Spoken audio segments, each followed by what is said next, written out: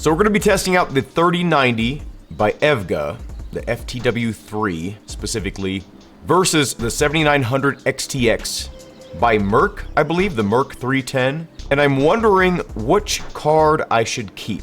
So on this screen right here, we're at 93 to 91 FPS. That's the range. 60 to 70 frames per second is the range right here. Let me show you the graphic settings. Full screen borderless. The resolution is 5120 by 1440. High anti-aliasing quality. VSync is on. Anisotropic filtering 16. Upscaler is off. And then everything else here is set to ultra or on, except for motion blur. That's off, because motion blur is worthless. Now we're just gonna drive. We're at 66, 68. We're not gonna really focus on driving well. 74, 73. Feels decently smooth. 70, 68. So somewhere around like 60 to 70 frames per second still. 74. That's actually sped up a bit, huh? 76. Okay, we had a big stutter right there. 78. It's the highest number we've... 80. It's the highest number we've seen yet. Where's a good stopping point here that I'll recognize? This all looks pretty similar. Okay, we'll stop at that wooden fence. And our last frames per second is 71, 70, something like that. Okay. Now let's test the 3090.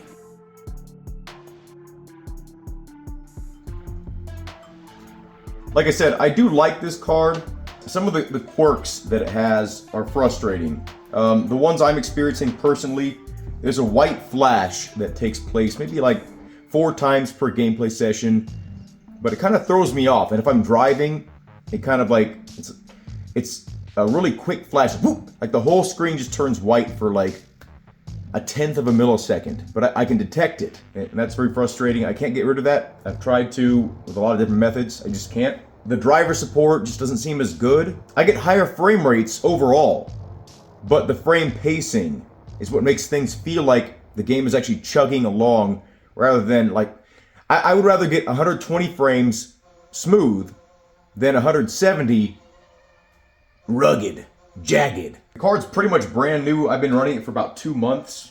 Now, I have read other people that have that white flash issue. They've been able to correct it if they're not running multiple monitors.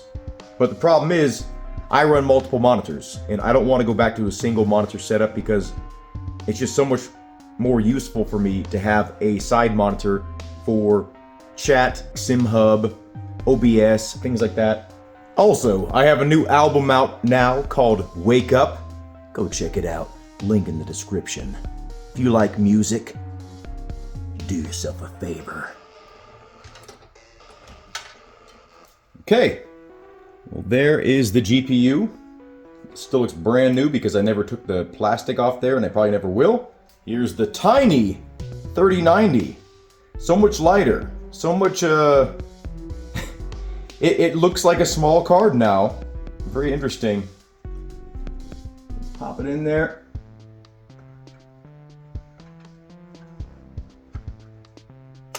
I can't believe how small this card looks now compared. Now that I got my new handy dandy kickstand, and she is level. Before we continue, let's go ahead and make sure this GPU is all cleaned out.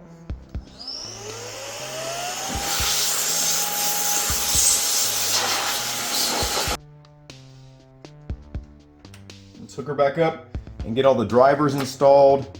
I love this case, but this thing weighs like 100 pounds. I'm not even joking. Okay, we are back. We have the 3090 installed, and I'm a bit disappointed, actually. I think my memory was a bit rose-colored.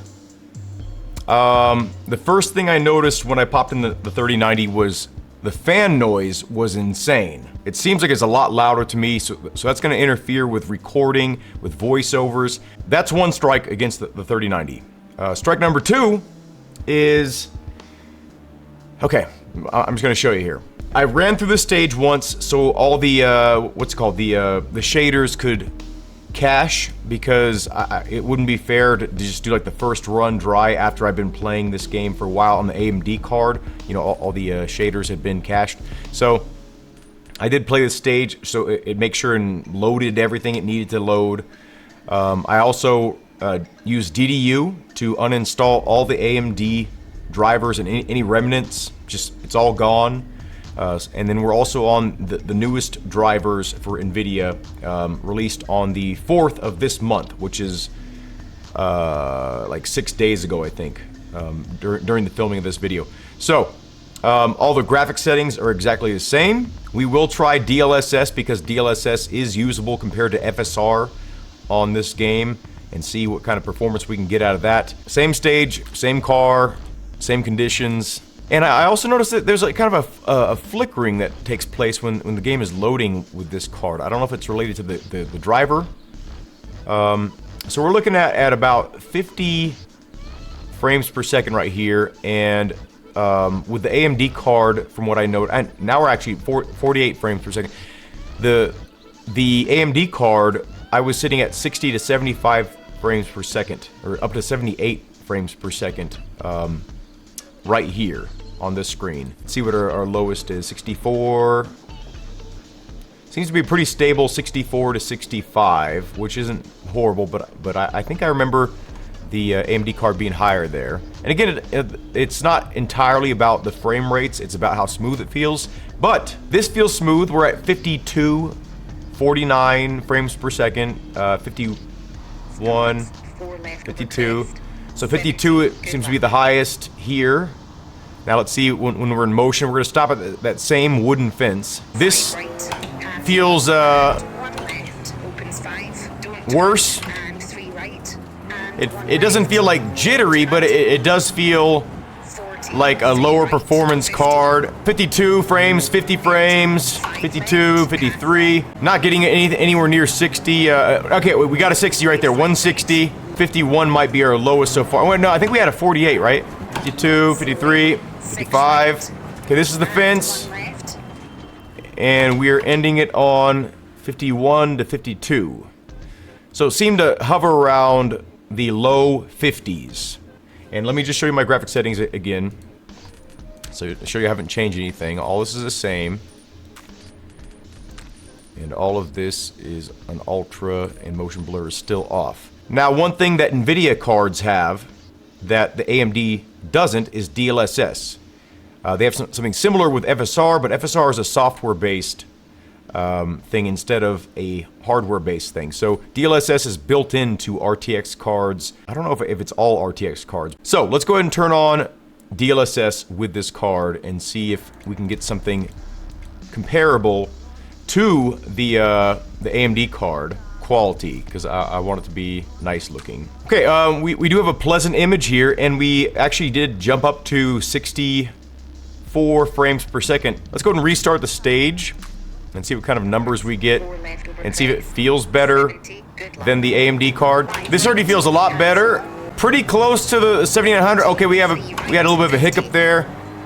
Feels pretty close to the 7900 XTX with DLSS on, but I do notice some visual artifacts and some extra ghosting. And if you look at the rock faces, they kind of smear in some ways.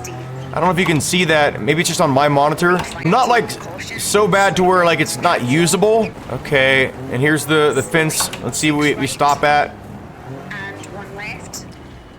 And we're ending at 65 to 67 frames per second. So I do have a frame counter, and I realize the frame counter is off screen, unfortunately, but just take my word for it. I'm not gonna lie about this stuff. So DLSS does introduce a lot of weird visual artifacts, but it is getting similar performance though.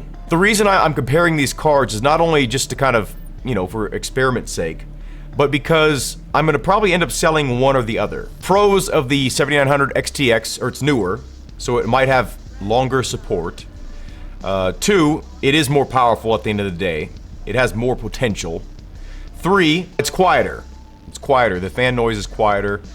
4, it's lower power consumption for a higher amount of performance. The cons are the bright white flash that occasionally happens. I'd say like 4 times per 2 or 3 hour session. It's annoying. It's not game breaking. It doesn't really affect the performance of the system. It's just annoying.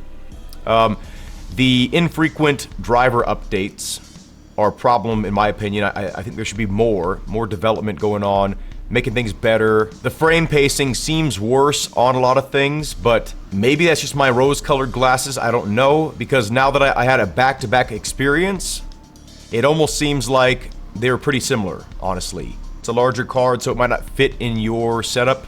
And it seems to have more difficulty with OBS running in the background for whatever reason. I don't know. Maybe it's just something it's a placebo thing. I don't know. But it seems like it runs a little bit worse with OBS, which is the main tool I use for streaming and recording what you see right now. I'm gonna do one more test here. Okay, so this is called the Mediterranean Stage 2.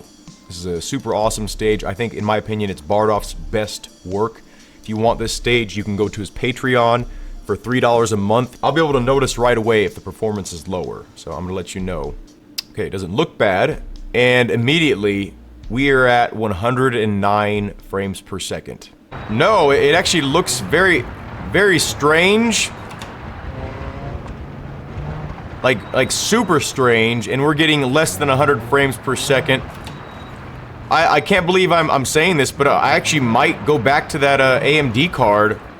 I might be looking at things with rose-colored glasses. Don't get me wrong, it's still very, very playable. It's very okay, we dropped it to 88 right there. It feels pretty stable though. It doesn't feel like it's jumping all around with the frame rates. Oh, look at that. We flipped over the fence. Let's get our car back on track here. By the way, if you don't own BeamNG and you're into any kind of sim driving, you need to get BeamNG. The 7900 seems to be a better overall card. I mean, it should be. It's newer, it's more powerful, more efficient. Okay, we're on a fresh DDU. We just removed all the NVIDIA stuff. We did it before the graphics card install as well, but I figured why not do it again just to be sure. Okay, let's go ahead and go to BeamNG. Okay, so now we're launching BeamNG with the 7900 XTX. This is on the latest drivers as well. Okay, and remember, OBS is running in the background, so I can get better performance. If you're a streamer though, if you make content, you know, OBS is pretty essential, or some kind of program like that. 51 frames per second compared to the 90 to 100 of the 3090. It feels noticeably smoother. It looks a lot better. 125, 120. We did dip to 107 right there. Much higher numbers, on average, like 20 to 30 frames per second higher, something like that. And just everything looks a lot better and more solid, less ghosty. Even with DLSS enabled, the NVIDIA card couldn't match the AMD card in raw performance. And that's without any kind of frame interpolation from the AMD card. That's pretty crazy. The difference is pretty night and day, honestly. As I said, rose-colored glasses. You know, I remember my 3090 being a beast, so when it failed, I remembered it as a beast in my head. And then when I got this card was more or less a compromise for me because I didn't want to buy another 3090. I wanted to buy something cheaper than a 3090, new, and hopefully something more powerful. But this was a compromise for me because, of course, I want a 4090. Of course, I want a 5090. Of course, I want a 6090. But it was kind of like an in-between card for me in case I wanted to get a 50 series card, and they're coming out soon. So I didn't want to buy like a 4090. And then, you know, a month later, the 5090 comes out, and then my 4090 is worth a ton less out of nowhere. But as it stands right now, the 7900 XTX is the better card for my personal use. It does have some weird things. I haven't seen the screen flicker yet. Usually it happens around now, but it hasn't happened. So maybe, you know, with the fresh Windows install, maybe with the new driver updates, maybe that's been fixed. I don't know. I did a clean install of everything. I am impressed all over again with the 7900 XTX. I had been thinking in my head that it wasn't that much better than the 3090, but it really is a lot better. It is noticeably better. So, what does this mean? I think I've decided I'm going to sell the 3090. Have a good day. Thank you all for watching, and I hope to see you in a future video.